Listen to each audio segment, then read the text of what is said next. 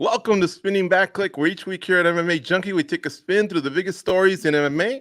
On this week's docket, the best is definitely blessed, but a fourth title fight versus Volk, we'll see. The Korean Zombie, in a losing effort, might have stolen the show in Singapore. And Sugar Sean, minus 198. Chito, plus 164, according to DraftKings. Agree or disagree. All this and much, much more. Hello, everyone. I'm your host, Gorgeous George, and with me as always, some of the sharpest MMA minds in the biz. Joining me this week goes from MMA Junkie Radio. The SBC creator leads off today. Danny Segura is back. He's on my Mount Rushmore of people from the 305, and our international superstar reporter checks in from Morocco. It is Farah Hanoun. Sorry, she's in Amsterdam today. That's right. Nice. All right. Goes will be a two-sport star. He's going to handle the ones and twos this week. So let's get to it. All right. So this past Saturday morning, Max Holloway defeated Chan Sung-jung, a.k.a. the Korean Zombie. Holloway unleashed a vicious right hand, the Zombie's dome, and then walked it off. Let's hear your thoughts on the fight, the finish, and, guys, I'm hearing Holloway wants a fourth crack at Volkanovski. Should he ever get one? Will he ever get one? What would it take to get one? Goes, I know that's a lot, but you can handle it. Start off. Yeah, that kind of is a lot. The fight itself, it was fun. I thought Korean Zombie was a little bit more competitive than I thought he was going to be in that fight. But, bro, when we start talking about Max Holloway again with Alexander Volkanovski, that's just such a tough conversation to have because Max Holloway is such a great fighter. And to kind of deny him that fight, like, we just have to look at this from different perspectives, you know, through like as a business as well. It's going to take a lot to sit through another one, guys. Like, it's not even so much the fight, you know, because the fighters are both good fighters and every fight has been entertaining. It's just like this whole thing about like, aren't we here to find out who the best is? And we've already figured that out. You know, Max has had 3 chances. It hasn't gone his way. Even if we kind of play the card that, okay, maybe the judges kind of screwed him in one of them, he's still down 2-1.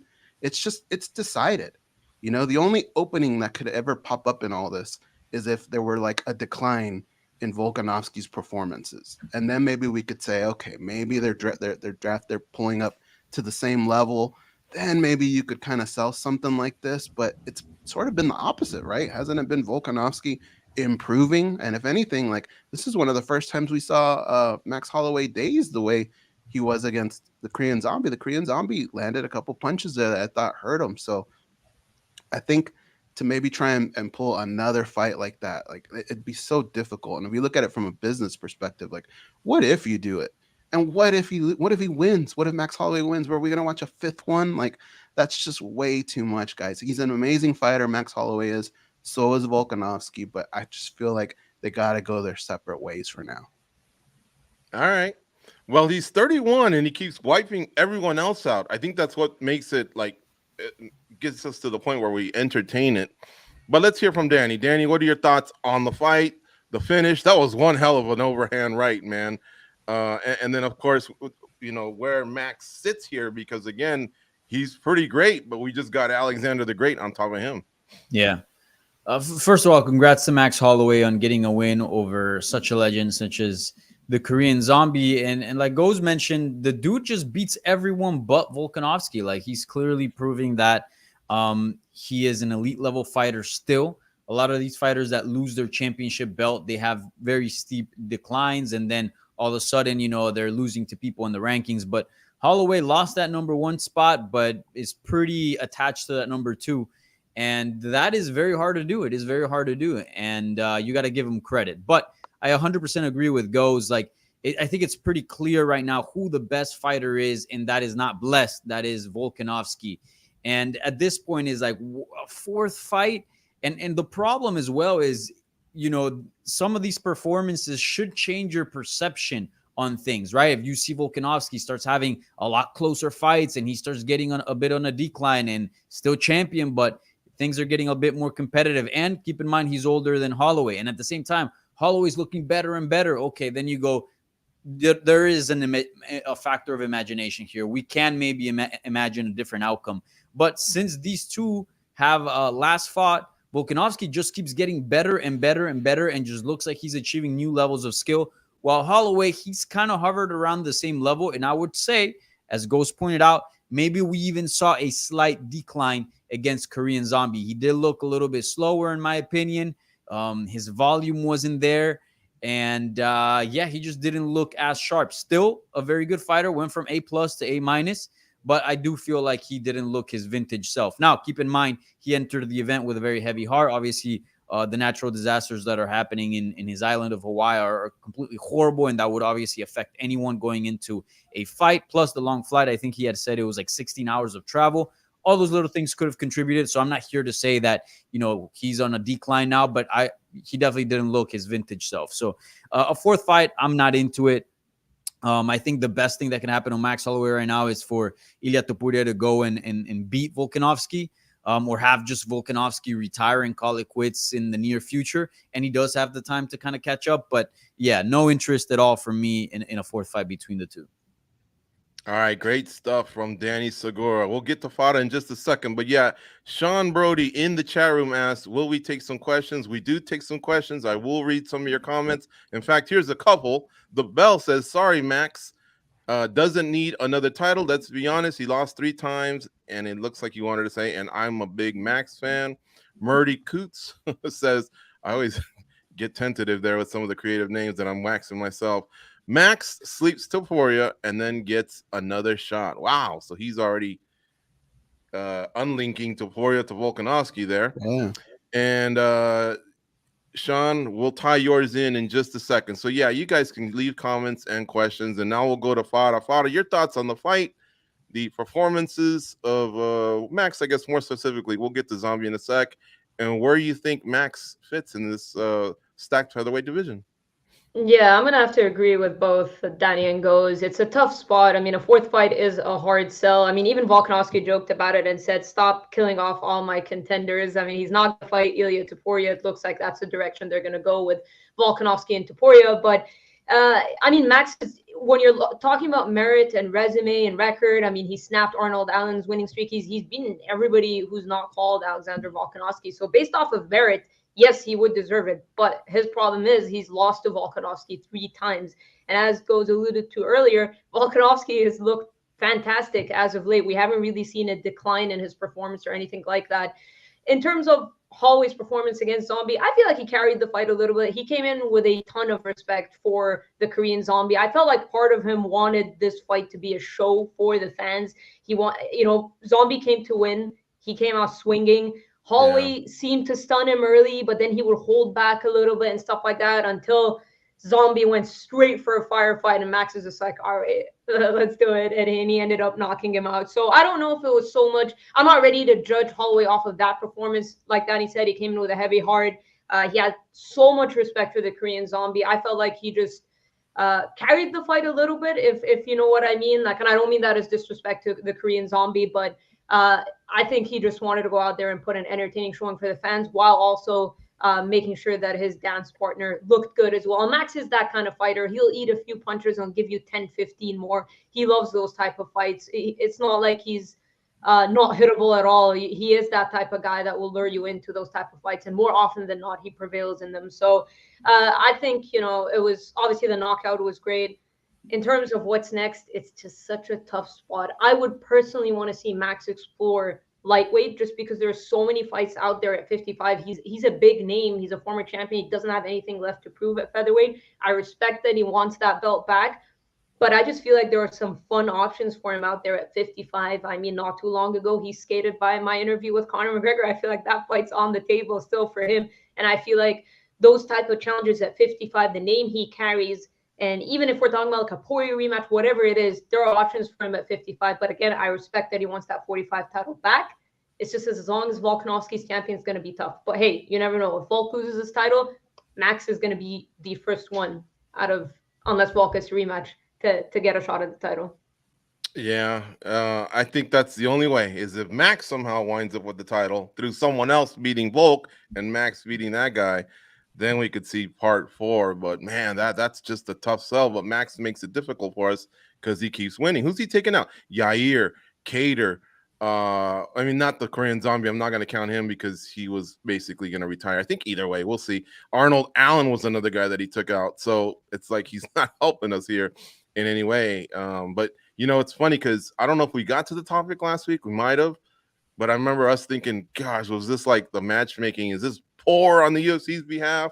What are they doing? Because he was like minus 800 or something going in. And then the fight plays out. It was exciting as hell, man. Both guys really, really brought it. I tip my hat to both. Here, I'll do it. All right. Let's move on. The Korean Zombie stated pre-fight that retirement wasn't automatic. Here's one quote that I grabbed from him. He says, "I'll have to see how well I fight in the octagon." End quote.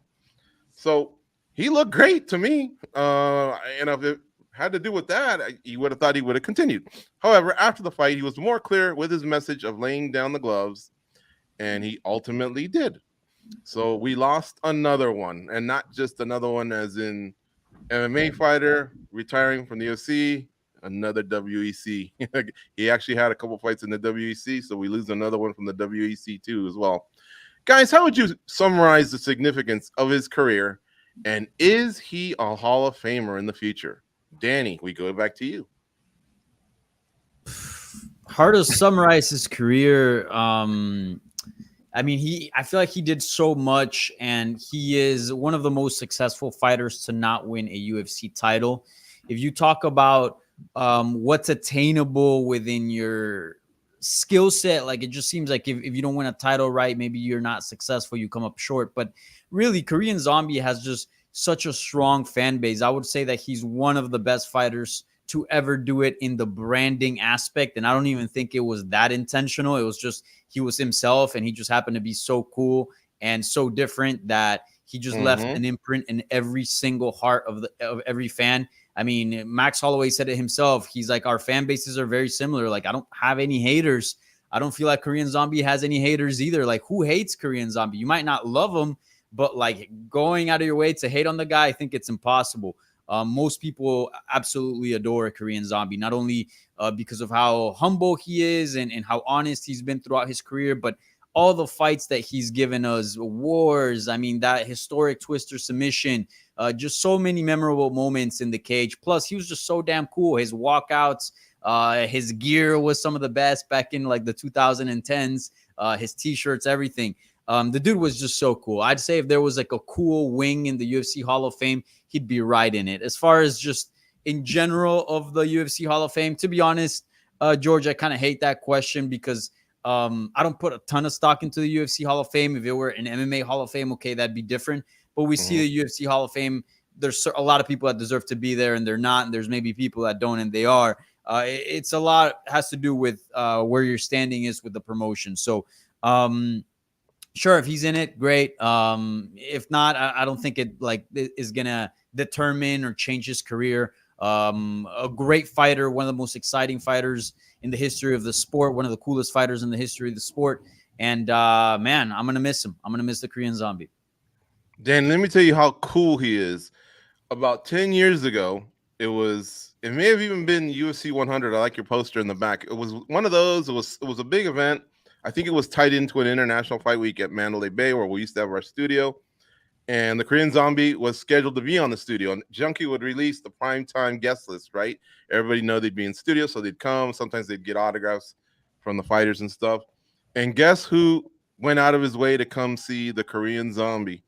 The late Anthony Bourdain was sitting in front of the studio with his wife, who was a big jiu-jitsu practitioner. Yeah. And they were sitting there, and I told Goes, hey, we should try and get him on the show just for, quick couple of minutes. But he said, no, I don't want to take away any, what do you say, Goes? I don't want to take any spotlight away from the fighters or something like that? A little bit of that, but he also said, he goes, man, he like sat there and he thought about it for a second. He goes, I'm just too nervous. And I was kind of like, really, with the amount of cameras that you get? Yeah. But he was just like in awe of the Korean Zombie. And he goes, I came here to meet the Korean Zombie. He talked himself out of it, and he's like, I better not. Yeah, that's awesome. Yeah, it just shows how cool the guy is. I mean, his style was awesome. Just like everything about him was just so cool. It still is. Even at 36, he's gonna be a cool 40-year-old man too. Like in a few years. Tell me about it. But yeah, he's just so awesome. And he's also a guy, like, credit to him. A lot of people just as I did now, like, give props because of his exciting style and all that. But he was someone that, remember in WC, like he got knocked out by George Roop, and like he was a very exciting fighter, but not much more than that. And along the way, he was able to evolve and become a contender, fight for the UFC featherweight belt twice. And through that process, he did it all while keeping his essence, keeping his style. We see a lot of guys become elite, but through that process become boring, lose who they are, who their exciting style. Korean Zombie was able to find a way to get better, become elite while still being Korean Zombie, and very few people can do that. So props to him. Yeah, and he had the coolest T-shirt back when they could wear their own gear. The walkout song is just amazing, and what they did on Saturday of playing that was like cool, man. The whole Singapore crowd was amazing the whole night, but then to give him that serenation on the way out, that was awesome. And look, I'm not, and this isn't story time here, but just it's Zombie. Let me get this one out too. So I see Zombie years later. This was about 2-3 years ago, and he's walking, and I say, hey, how good is your English? Because I didn't know if I had to slow it down or bring a translator, but I wanted to relay that story. He goes, no. Like, kind of like, he's nodding, like, I understand. I tell him the story. It takes me 2 minutes to get out because I'm glorifying it and making it big and the great Anthony Bourdain, and he's just kind of nodding his head, but he's not giving me the, no way, really? Did he really say that? He's not giving me that, right? So I'm sitting there, and then the translator happens to walk up. And so then he walks up kind of like, how may I help you? And I'm like, oh, I'm relaying him that story. And he asked him, and I think they had either had a few drinks or he was tired or something. And finally, the gist of it was, did he understand what I told him for the last 2 minutes? And he goes, no. And so I had to kind of almost retell it. And then he still kind of nodded off. So I'm not even sure he knew who he was or what, but the guy kind of did. And anyway, so the story kind of fell flat like I am right now as the host. And I'll throw it back to the stars, which are you guys. And now it's Fada's turn. Fada, the Zombie, man. Put it into words. Yeah, listen, I mean, the whole Hall of Fame discussion, I hate to bring this up every single time, but when they induct Cowboy Cerrone, it's like the rules kind of changed a little bit. I mean, Zombie's a perennial featherweight contender, a former two-time title challenger, wins over the likes of Frankie Edgar, Dustin Poirier back in the day. He's always brought it. And I feel like the military service kind of harmed him a little bit because that's 4 years away, but he still was able to come back and have an impact. A fan favorite, very exciting fighter, a guy who was on top of the division for many, many years. So yeah, I mean, like I said, if we're letting Donald Cerrone in, if I know DC talks about how it would have been better if there were categories, but regardless, I think, if Donald Cerrone's in, why not have Chan Sung Jung in? He's a fighter that made people feel something. He's a guy that people love to watch compete. Fan favorite, very exciting style. One of the best walkouts. I always run. I sometimes use like in between fights as a break to get a cup of coffee while I'm watching these fights in the middle of the night. But when I know Zombie's going to fight, I'm glued to the screen because he's got one of the coolest walkouts ever. So yeah, I think he has a career that he should be very proud of. I know he fell short. He talked about when he retired that if I'm not competing for the title, I don't want to compete anymore. I know he didn't want to be a gatekeeper or anything like that. And to go out off of losses to Holloway and Volkanovski, who are two of the greatest featherweights of all time, no shame in that. So he's definitely had a career he should be proud of. Agreed. Yep. And Sean in the chat says the Zombie was a warrior for his country and the cage. We couldn't agree more, Sean. All right, goes. How about you? Your thoughts on the Zombie and the inevitable question: is he Hall of Fame material? Well, the Zombie, I mean, he's just provided us with so many memories, but I do hope that the retirement does stick. I know sometimes fighters come back, but look, the guy's got gas in his tank. He gave Max Holloway a hell of a fight. He sure did.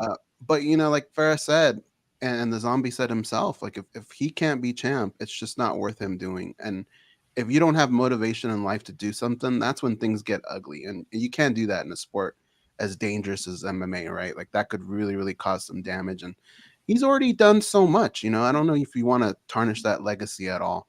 It's a strange legacy because if you look at the statistics, probably not Hall of Fame. But as Farah mentioned, if we're going to let certain fighters in, then that kind of changes it. I don't see why he couldn't get in at that point. So I wouldn't be shocked if something like that happened. But the lasting effect that he had, I think in an era where everybody's kind of wearing the same stuff, right? Like you're wearing the same outfit, You come in, you come out. There's a fight card every week.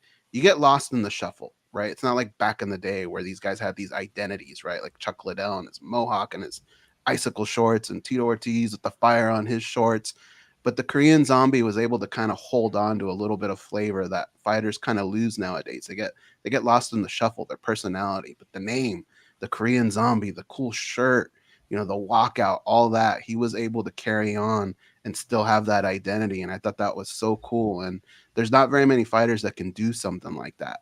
And I thought that was a cool thing for him to keep going and kind of not just be that guy outside of the cage, but be that guy in the cage too, right? He would back it up with his skills. So mad respect for the Korean Zombie. I hope it is the last time we see him in mixed martial arts.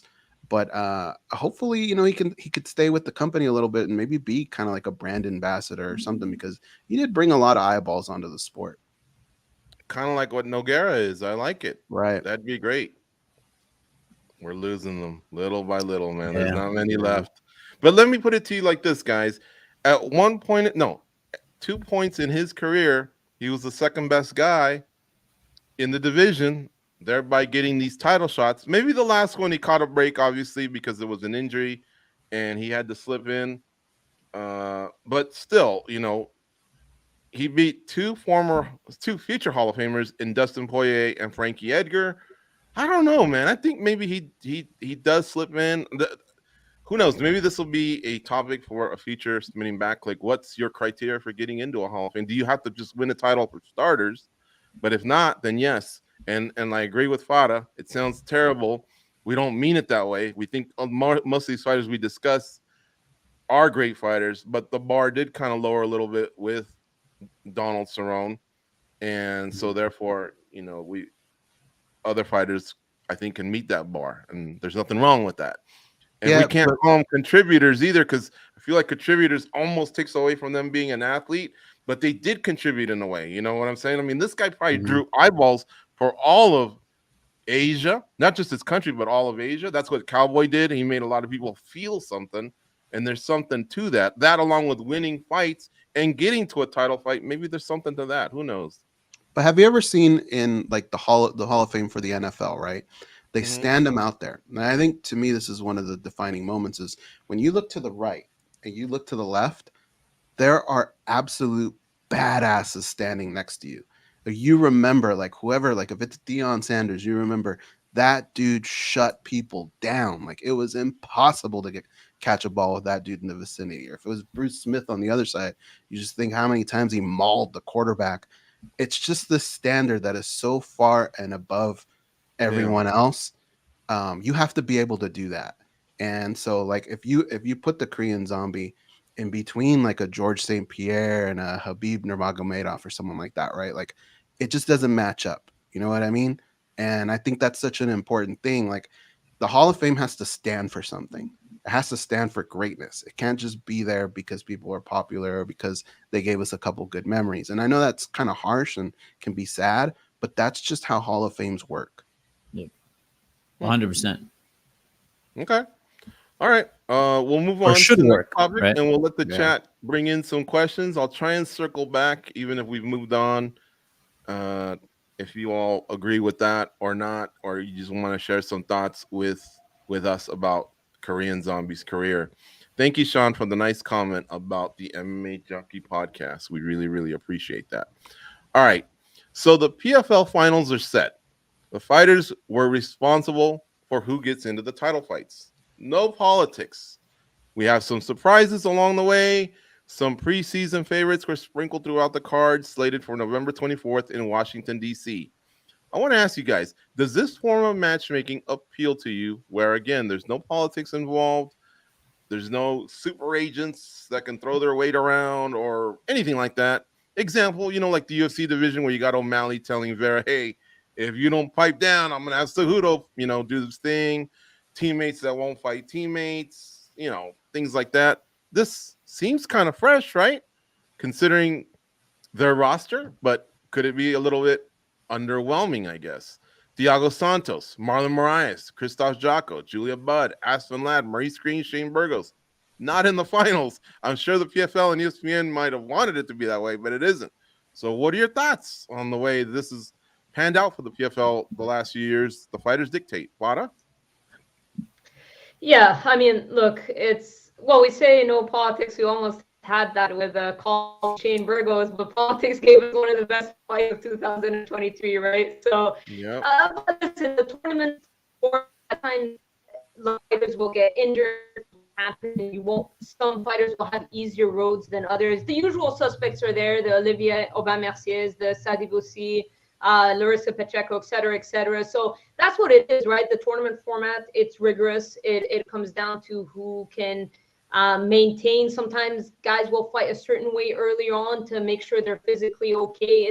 It's part of the sport to see who can make it all the way to the end.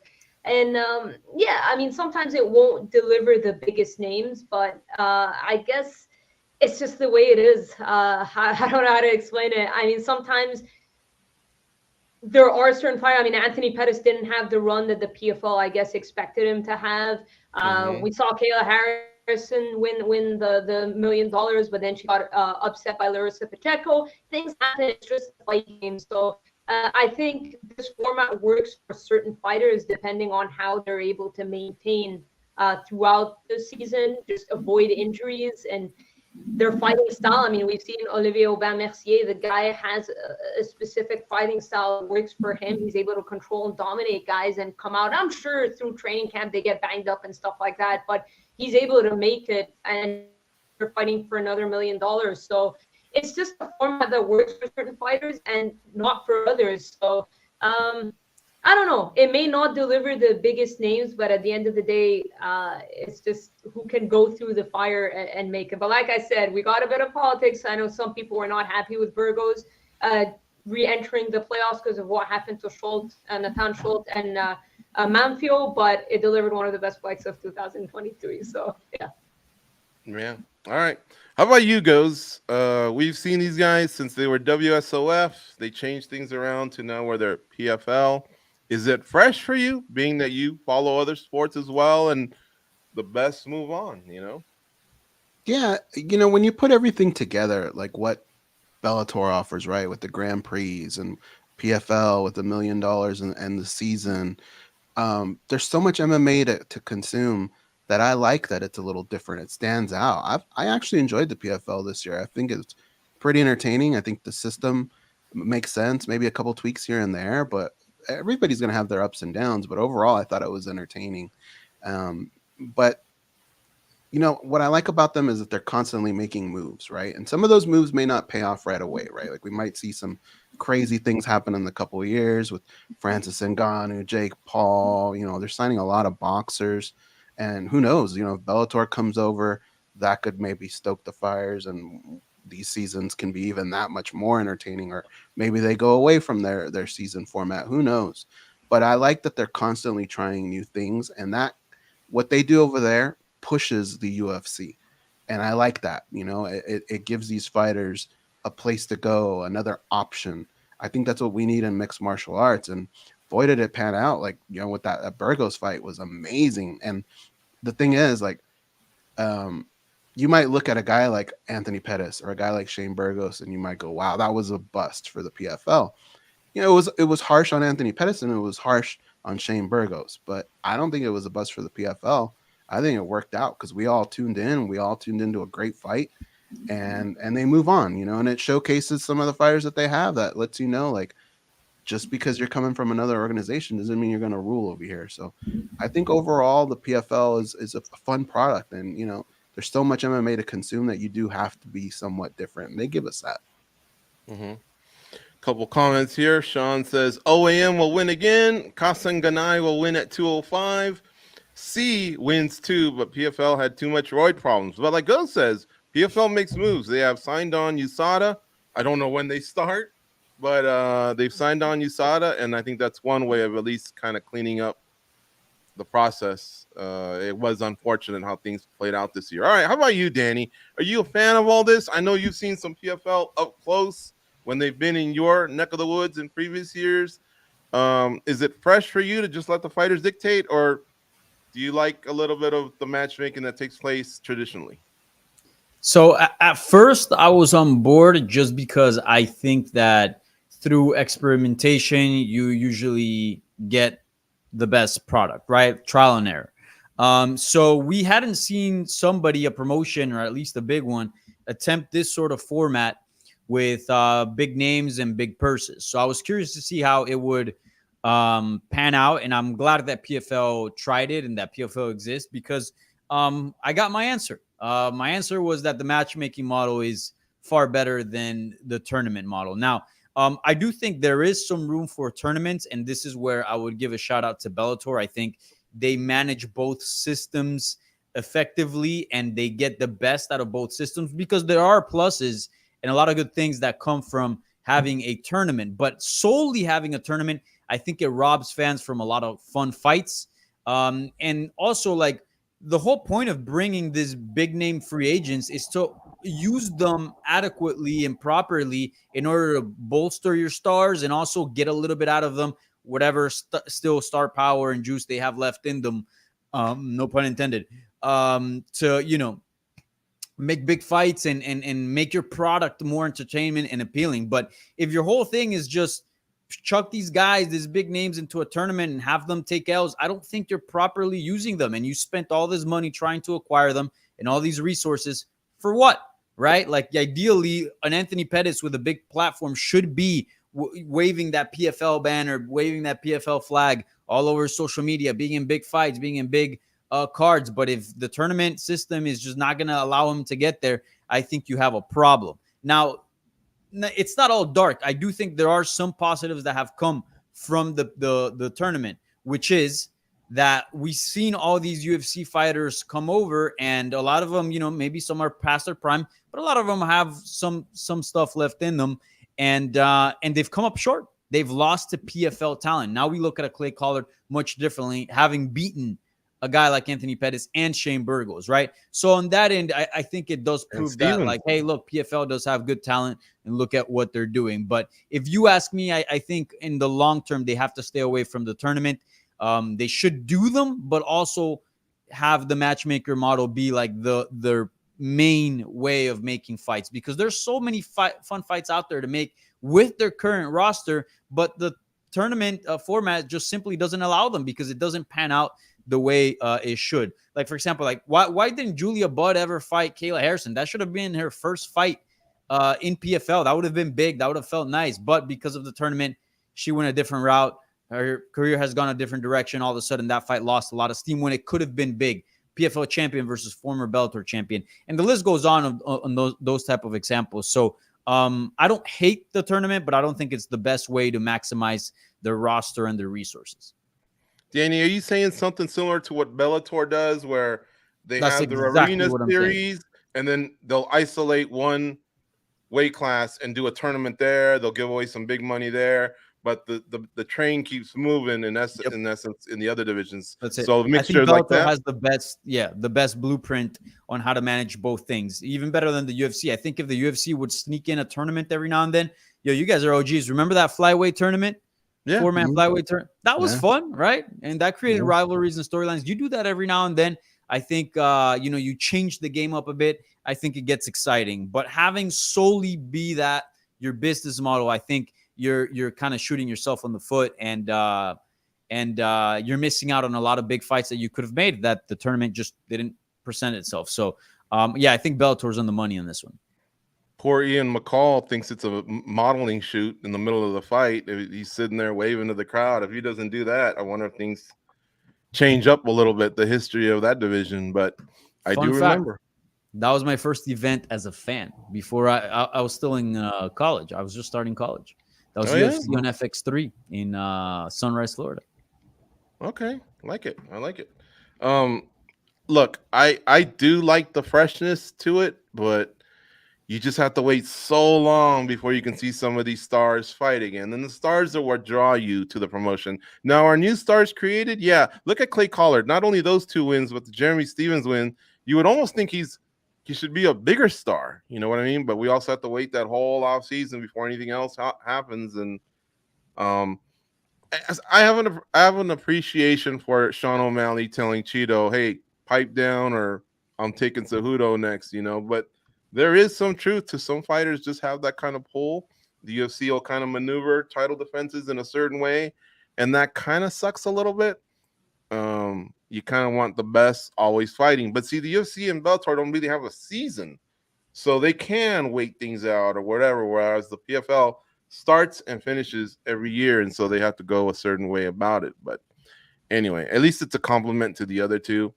Fun season. The finals again, November 24th in DC. Here are the matchups, in case you guys are curious.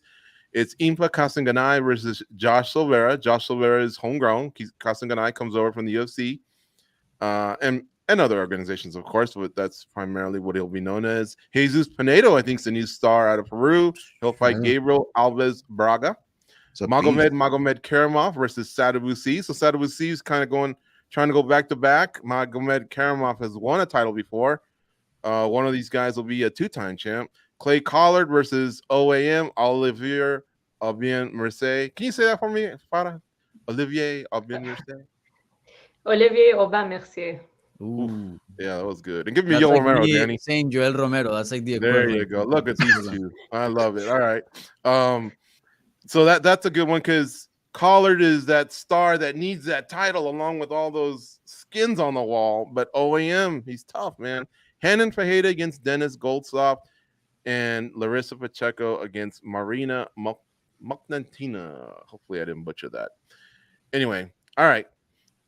We move on to topic 4, and now I'm gonna interweave a previous topic. It ties in. Don't worry. Just wait. Here it comes. Alexander Volkanovski had considered Aljamain Sterling if he won over Ilia Topuria. I found that out last week. How does that sit with you guys? Again, talking about the politics versus the results, right? Considering what we just discussed in this PFL, how do we find the right balance to matchmaking? So, more than anything, what did you think of what Volkanovski said, guys, that he was actually considering Sterling over Topuria? Man, what more does Topuria have to do? He's undefeated. He's looked great. Goes. I didn't like it very much. It wouldn't have sat well with me if that would have happened. I've never really understood that thinking that if somebody ruled another division, it just means that they can automatically go up to the next division and pull off the same stuff. I just think it means you're a very good fighter and you have a shot at being successful at a higher level. But to just kind of jump up and do that, and especially when there's somebody like Ilia Topuria that's waiting, you do those types of things when divisions are kind of cleaned out. And that division's not cleaned out. It's been run through, but Topuria is there, and he's got a great skill set that I think would make things kind of fun. It would be a good fight. I think he deserves that fight. So I wouldn't have been down with something like that. Now, George, you had kind of mentioned earlier in the show that sometimes fighters just, they can say things and it happens, and I think Volkanovski's already gone up to 155. He made that happen. That was a very entertaining fight. So he probably threw that out there because he thought maybe that was worth more money. Who knows? But I wouldn't want to be in a world where Topuria doesn't get that fight and he gets passed over by Aljamain Sterling had he won that fight. That would have kind of sucked, I think right now Topuria is the guy. I think he deserves the shot, and I think he should be next. I think it's a good fight, and honestly, I think he could give him a run for his money. I think that's a good fight. How about you, Danny? What do you think, man? If they would have passed up Topuria to do that super fight, yay or nay? Nay, but I wouldn't have been extremely pissed off because at that point, Aljamain Sterling would have had 4 title defenses, and at bantamweight, man, that's tough to do. And I think our perception on him would have been just ridiculous if he would have defeated Sean O'Malley. And look, besides Topuria, there's really no clear names out there, so it's not like the line is extremely long and you're skipping over 5 contenders. You're mainly just skipping 1 at this point, right? So again, I don't think it's ideal. I think this champ versus champ fights should align when the division's cleared and there's no clear contender. Okay, then you do it. You get a freebie and you get to challenge for a title, a weight class above without ever fighting there. Okay, that's fine. In this case, they would have done wrong to Topuria for sure because he clearly deserves the next shot, and I would have preferred that over Sterling. But again, it wouldn't have been like the most egregious thing in the world. So yeah, I would say nay, but a soft one. All right. How about you, Fada? Would that have set well with you if they leapfrogged Ilia Topuria, and then the super fight. Yeah, I'm on the fence with this one because I think it would have depended on how Aljamain beat Sean O'Malley. If he ran through him and it looked like similar to the way he beat Corey Sandhagen, and I know he was a favorite, and it's something people envisioned as a possibility of how he could beat Sean O'Malley. Maybe if he ran through him and it was like dominant and he got on the mic and cut a big promo and whatnot, then I wouldn't have hated it. But I've been high on Topuria for a while. I think he's a very worthy challenger of Volkanovski's title. It would have just sucked for Topuria because it would have been a waiting game. I wouldn't have been a fan if he was forced to fight somebody else, because why knock off potential contenders? Like if they would have booked up Topuria against Max and just risked losing a fresh face, I think that would have been a mistake. So all it does is kind of clog up the division. But at the end of the day, Volkanovski's been an active champion. I know he did go up to try and get that second belt, but he went right back down and fought Yair Rodriguez and looked amazing doing so. So I can't really fault Volk at this point in his career for wanting to do anything at all, because I think Volk has been a very good and very active champion. And like Danny said, had Aljamain won, he would have extended his record title defense. It's still been a bit outrageous for me, but yeah, I also wouldn't have to fight one more just because you don't want to risk losing him as a title challenger. You know, I wonder if all this just started back with GSP and Anderson Silva, and if they kind of ruined it for us, because now we want champions to fight each other. But man, they had put in some work. We got a guy that defended 10 times versus a guy that defended 9 times, and they both obliterated their divisions, and therefore we wanted to see it. Or even Penn versus GSP. Penn was doing some work at lightweight, and of course he had even come up to welterweight once and beaten Hughes. So it's not like we were like, are you crazy? You sure you want to do that? But, and that's a 15-pound jump too, George. Like in this instance, we're just talking 10 pounds, right? In that one, it would have been 15 pounds. And that's how dominant both guys were in their divisions that we were even considering that. That's the one that got away. That's the biggest super fight that got away. More than John Jones and Gano, I would say.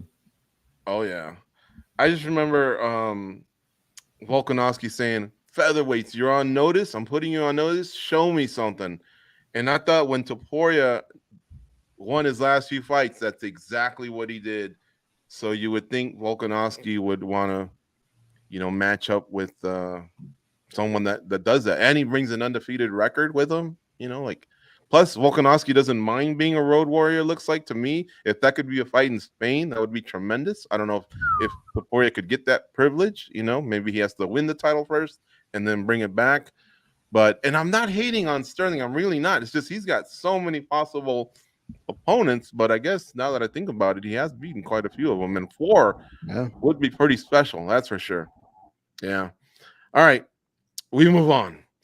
So I'm in Vegas. This one's right up my alley. Here it goes. Sugar Sean O'Malley minus 198. Marlon Vera plus 164, according to DraftKings. Does this sound about right to you? Remember, Vera finished O'Malley a little over 3 years ago. Are these odds spot on or no? Which is kind of agree or disagree. Danny, you're up. I agree. I think they're pretty on point. This basically a pick 'em with O'Malley having a slight edge. That's what these odds basically mean.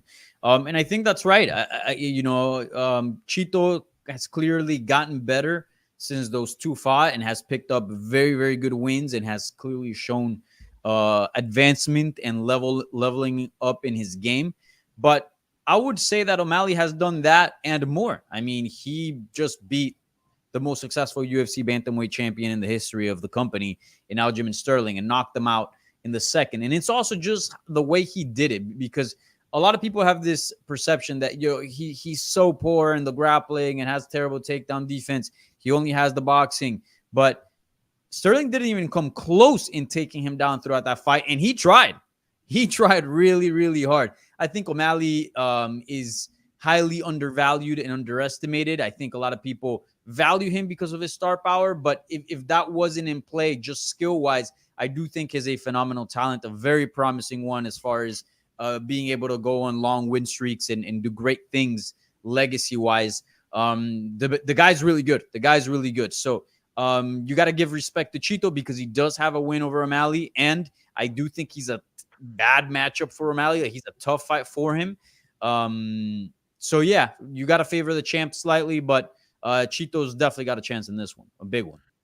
See, I thought with O'Malley's popularity and Vera's previous win, it would actually be a pick 'em. But man, I gotta walk up with 200 basically to win 100 on O'Malley. That seems a little bit high to me. Whew, I don't know. All right. How about you, Fada? What do you think of these odds that have come out courtesy of DraftKings? Are they spot on or no?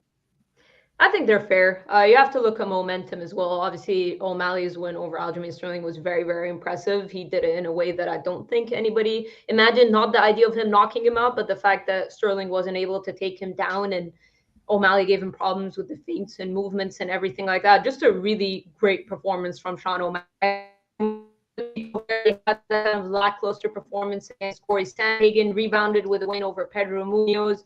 Munoz has never been finished. It's not easy to look good against Pedro Munoz. I don't think too many people look phenomenal against Pedro Munoz. He's a guy who's always in the fight, who will always give you a scrap. So it was a good rebound win, but based off of momentum, I know Vera finished him years ago, but based off of momentum, I think the odds are fair. Mm-hmm. All right, goes. How about you? Agree or disagree? I kind of agree. I think they're sort of right where they need to be. I mean, for once, let's just let the man enjoy being a favorite for once, right? Like, I mean, it rarely happens.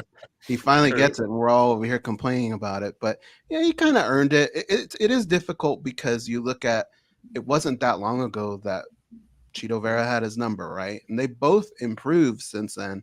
And really, this last performance from Chito, it's hard to kind of overlook that. And at the same time, well, it's not like O'Malley didn't do anything. He only took out somebody that a lot of people considered the bantamweight GOAT. Not all of them, but a lot of people did. So I don't know. There's a lot of pressure when it comes down to kind of making these types of statements and figuring out how that fight would play out if they did do that another time. But the one thing that you have to consider when you're doing these odds is like you have to separate fighters from each other, right? And you have to look at the reason that I feel like Sean O'Malley was successful against Aljamain Sterling is because Aljamain Sterling gave him space. He gave him time. That is something that Marlon Vera just does not do. Marlon Vera has no chill, zero chill. He's going to be in his face. And Sean O'Malley's got to figure out a way to deal with that and kind of make the adjustments. And the question is, has he gotten that together in his game throughout this time?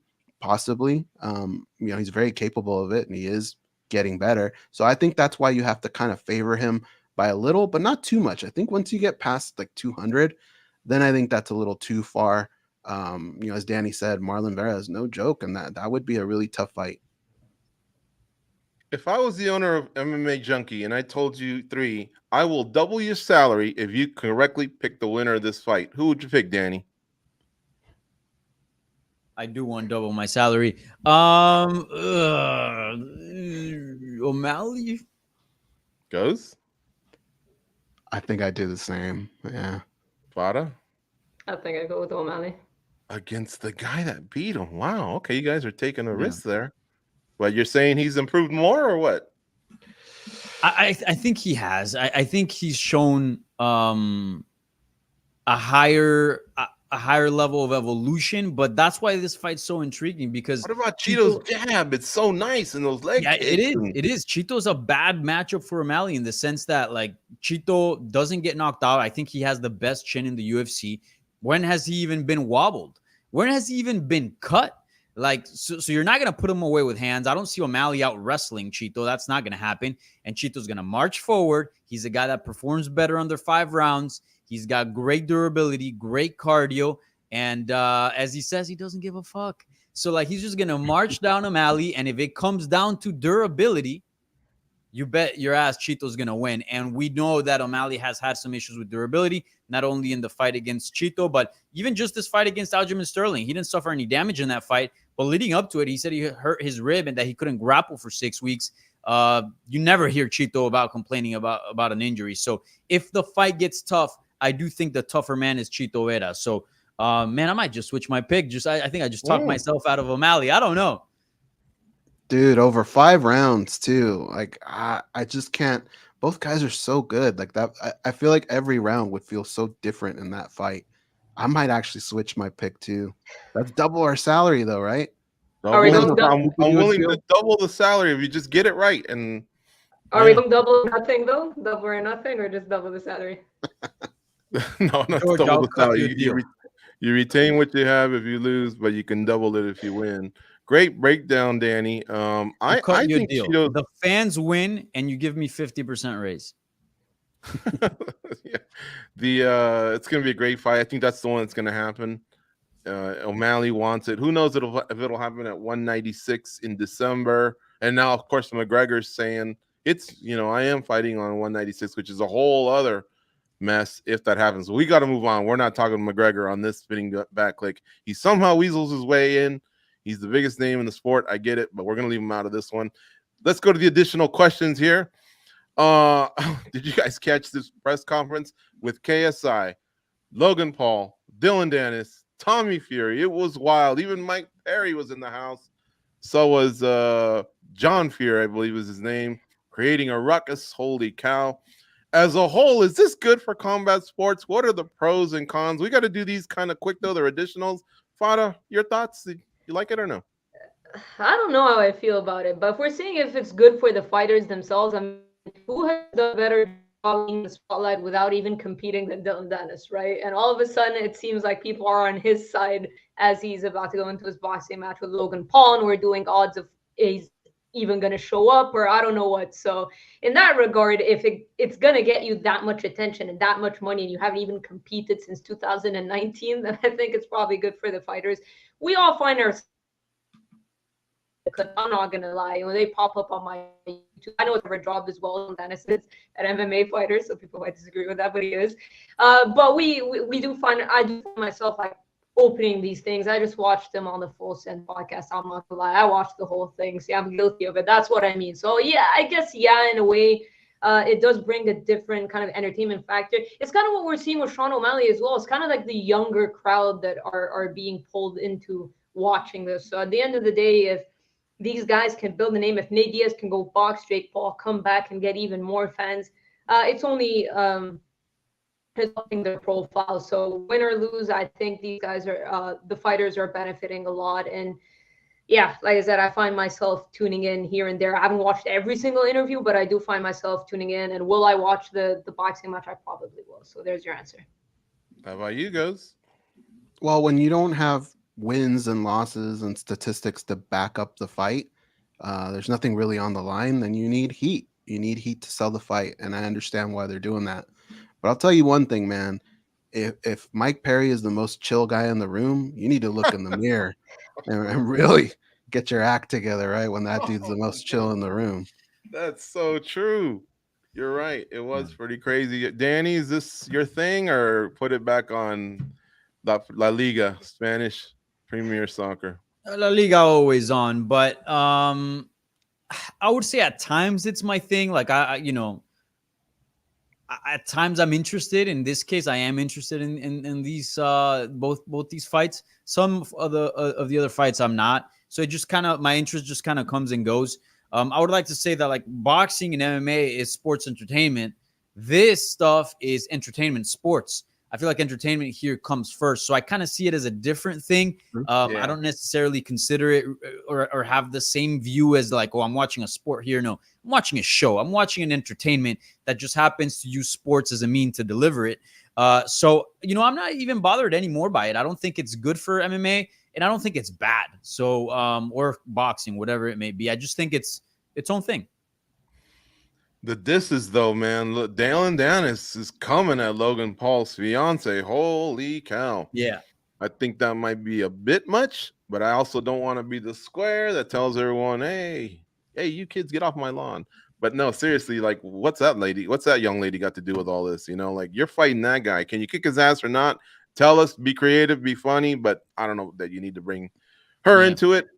Because that's when you start crossing lines. Guess what? Someone's going to cross the line and whack when you least expect it. We got time for one more. Collard versus Burgos. We brought this fight up earlier. Is it the best fight of 2023 so far? If not, what is your favorite fight of 2023 so far? And where would you rank Collard versus Burgos? Man, I loved it. Absolutely loved it. How about you guys? We'll go with you first. Dude, I was going bananas during this fight. I was standing up. It was pretty epic. And when you think about PFL and you have to attach World Series of Fighting to it, there's one fight that stands out that we just talk about all the time, right? Gaethje and Palomino, the first one, and even the second one was good. And we kind of teased this a little bit off the air, but that's the one fight, the rematch of Gaethje Palomino, that I said, you know what? I am not going to have a credential of this. I just want to have a beer and a hot dog in my hand. This is going to be nuts. That was the fight. And I still think maybe that first fight is a little better than this last one. But boy, this last one had me on the edge of my seat, man. I thought so far to me, that's the standing candidate. Mm-hmm. All right. How about you, Danny?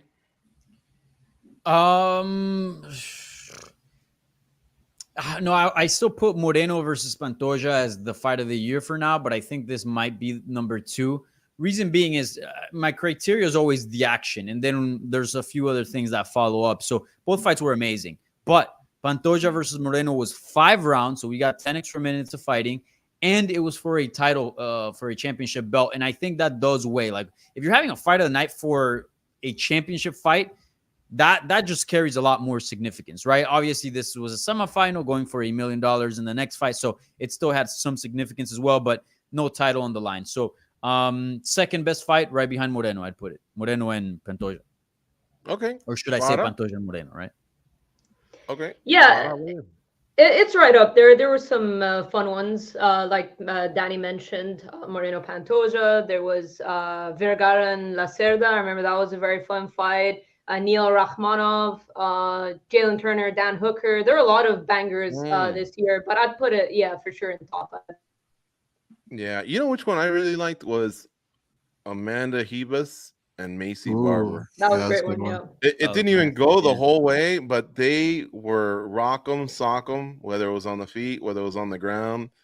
It was really, really a great fight. But this one, man, I mean, this one was something else, especially because we often hear about, or see, I should say, that outside leg kick to the thigh from years ago, right? Debilitating. Then we got the calf kick. And then, of course, in between there, the peroneal nerve that can shut down the leg. But the way Burgos was attacking the inside of the quad, the groin, like he was just going after it, and he was making Collard switch his stance, and then Collard, of course, developed such nice hands when he took some time off and just boxed. It was really, really great. I think it was great for the PFL, and yeah, it's unfortunate that wasn't a final. Fada, you wanted to chime in? Yeah, one more, probably Volkanovski and Makhachev, because like Danny mentioned, if we're talking about outside of action stakes as well, I mean, Volkanovski put on a performance that surprised a ton of people, and it was a bit of a cliffhanger towards the end. We've never really seen Makhachev obviously outside of his knockout loss to Adriano Martinez way back in the day, but we'd never see him in such a compromised position towards the end of the fight. So I think that one should be up there as well. I encourage them to give us some questions and comments. Let me sneak in one. This one's for Danny. Erin Blanchfield gets knocked out if she fights Grasso. 10 seconds. Yes or no? What do you think? No, but she get beat up pretty bad. But Grasso can knock out, but she's mainly like, volume type striker, technical. So you never know. All right. Folks, you can help us out tremendously if you hit the like and subscribe on this video. We would really, really appreciate it. We do this show every week for 1 hour. It's live, and it's usually noon Eastern, 9 a.m. Pacific. But while Dana White Contender Series is on, which is for the next 7 weeks or so, we will go live at 11 a.m. Eastern, 8 a.m. Pacific. In fact, that stream is going to start for the weigh-ins. I know a lot of you like to check that out on a separate stream here on this channel, MMA Junkie video here on YouTube. You'll get the Dana White Contender Series weigh-ins for episode 4 of season 7. They're going to start here in about 20 seconds. So thank you all for tuning in. We will obviously see you next week. We have some more fights to discuss. As always, this time it'll be Gane versus Spivak, and Farah Hanoun will be on site covering that for us. All right, folks. Again, hit the like and subscribe. Go to the next thread, the next stream, which is the weigh-ins. We'll see you next week. Go out and be a champion.